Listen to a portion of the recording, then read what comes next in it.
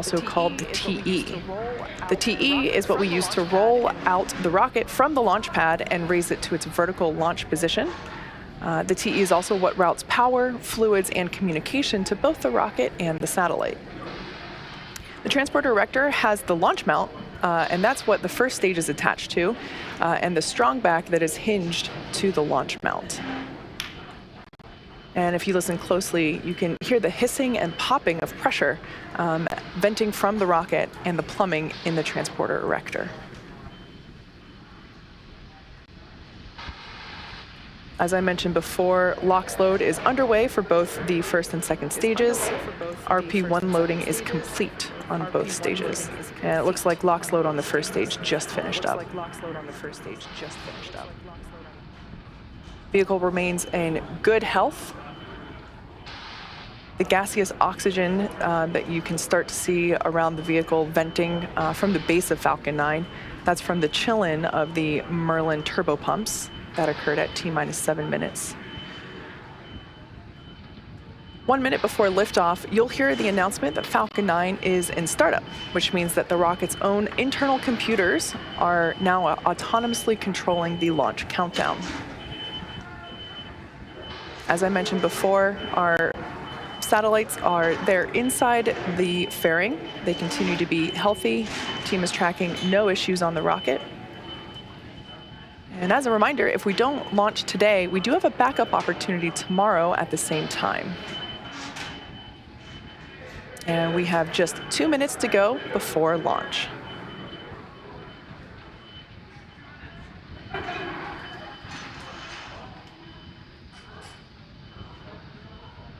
At this point in time, LOX load on the second stage has just completed.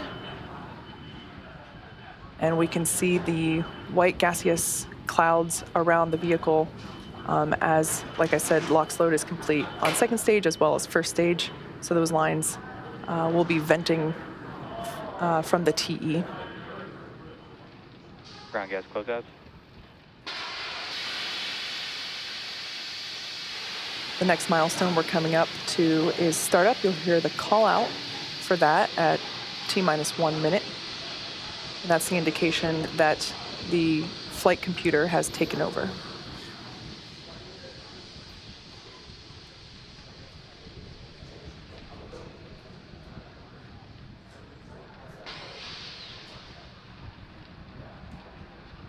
Falcon 9 is in startup. All right, there's that call out. Falcon 9 is in startup. At this point in time, stage 1 and stage 2 are beginning to pressurize for launch. LD, go for launch.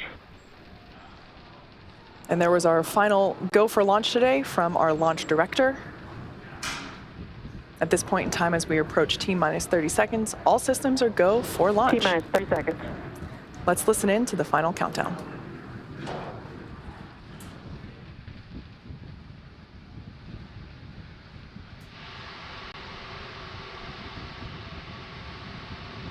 T-minus 15 seconds. 10, 9, 8, 7, 6, 5, 4, 3, 2, 1, 0. Ignition and liftoff.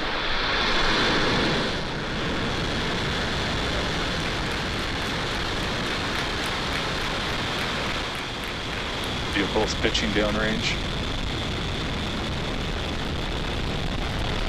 Gear pressures are nominal.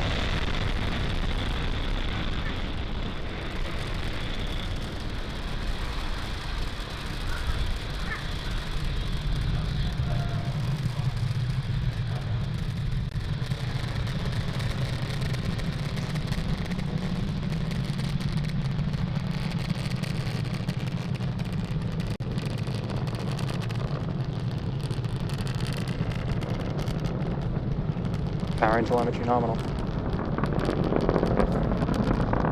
All right, as you can see, Falcon 9 has cleared the tower, lifted off from Cape Canaveral Space Force Station.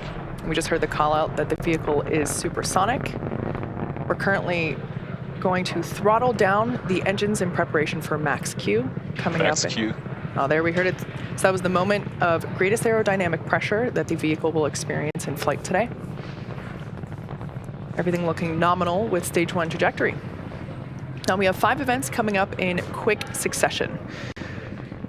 MECO, or main engine cutoff, stage separation, stage 1 flip, second engine start 1, and the boost back burn. And you can follow along with those events there on the timeline at the bottom of your screen. Beautiful view of the Florida coastline. Main engine cutoff coming up in just under 30 seconds. As I mentioned before, we will be attempting to land the booster back on land at landing zone 1. This is known as return to launch site, as opposed to a drone ship landing.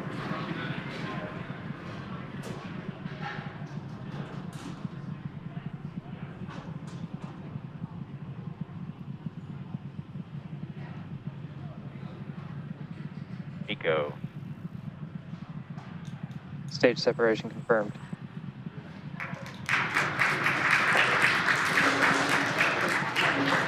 Back startup. Stage 1 boost back startup.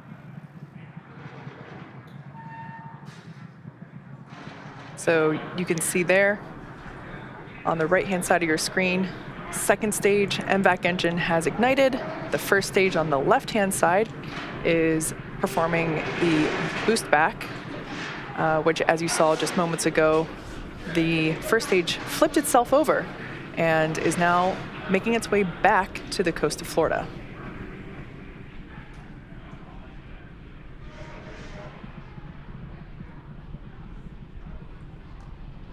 Everything looking nominal with second stage trajectory there on the right-hand side of your screen.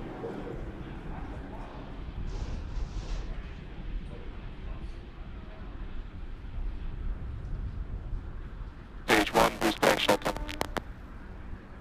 All right, so there we heard the call out that the boost back burn has concluded.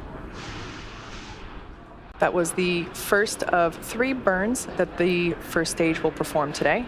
And we can see the grid fins beginning to deploy there on the left-hand side of your screen.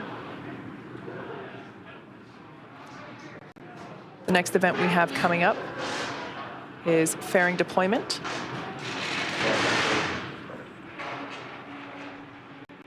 All right, there you can see the 2 fairing halves have separated, fallen away from the vehicle, exposing the 105 spacecraft to the vacuum of space. As a reminder, we will be attempting to recover these brand new fairing halves once they make their way back to Earth. We're currently in the first of 2 MVAC burns. This first one will last until T plus 8 minutes and 26 seconds, about another 4 minutes from now. Beautiful views from the first stage there on the left-hand side of your screen and the second stage on the right. The next milestone will be the first stage booster re-entry burn. Falcon 9 executes an entry burn to slow itself down before hitting the dense part of the atmosphere. Without this burn, relying on the atmosphere alone to slow down the Falcon 9 would put unnecessary strain on the rocket. And there we can see the east coast of Florida. Stage 2 on a nominal trajectory. Space Coast there in the background of on the left-hand side. Once again, we are launching the Transporter 3 mission today. This is SpaceX's 3rd dedicated smallsat rideshare program mission, and it's our 2nd mission of 2022. SpaceX is targeting at least 3 dedicated rideshare flights to sun-synchronous orbit per year, and we also offer opportunities for a ride to orbit on our Starlink missions, which launch every couple of weeks. Smallsats can ride to space on SpaceX's Falcon 9, Falcon Heavy, as well as Starship in the not-too-distant future.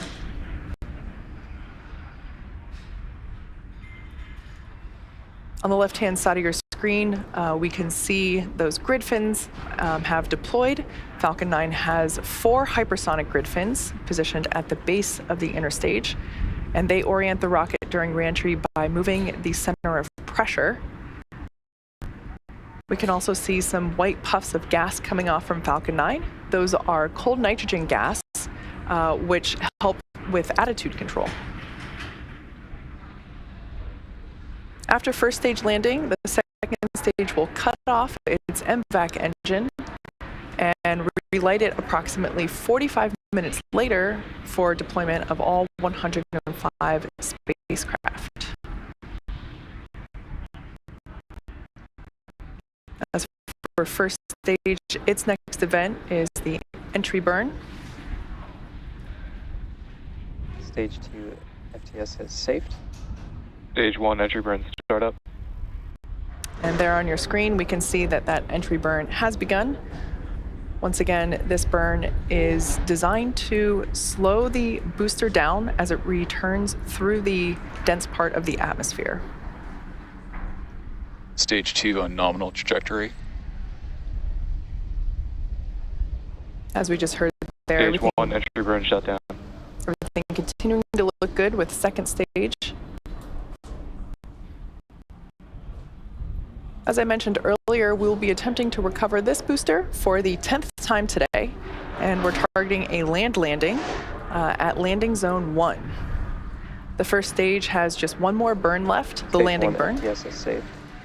It begins just before touchdown and provides the booster a soft descent before landing.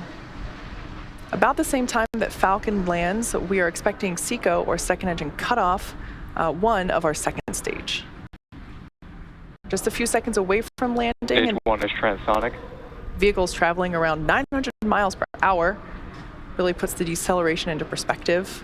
In the span of less than a minute, we'll have reduced from twice the speed of a Stage jet 1 landing burn. all the way down to 0 as the rocket lands. There's a view on the right-hand side Stage 2 in terminal guidance. of the landing back at landing zone 1.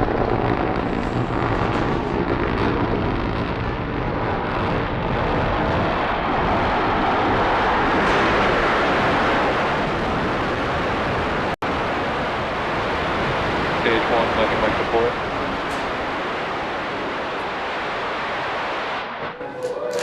Stage 1 landing is confirmed. As you heard from the call out there and from the cheers behind me, we have successfully landed this Falcon 9 for the 10th time. It's also the 102nd recovery of an orbital class rocket. Nominal parking orbit. All right, so we just heard there, second stage had a good orbit. So we cut off or shut down the MVAC engine on the second stage. And as we just heard, we had good orbit. So we're now going to coast for the next 45 minutes or so while we wait for second engine start 2, or SES2. We'll see you back here at around T plus 55 minutes.